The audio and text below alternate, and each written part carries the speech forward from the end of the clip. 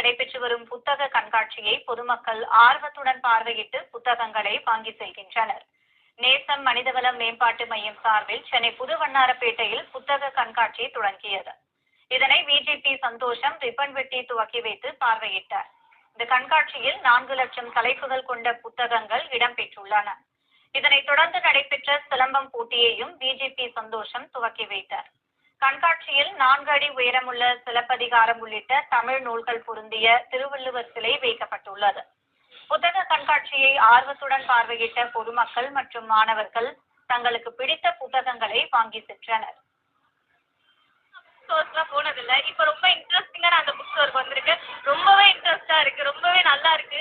எல்லாருமே அங்கங்க தேடி கொஞ்சம் கொஞ்சமா கிடைக்கிற புக்ஸ் எல்லாமே ரொம்ப கஷ்டப்பட்டு தேடுறாங்க. ஆனா இங்க பாத்தீங்கன்னா எல்லாமே இருக்கு, எல்லா புக்ஸுமே இருக்கு, A to Z வரைக்குமே இருக்கு.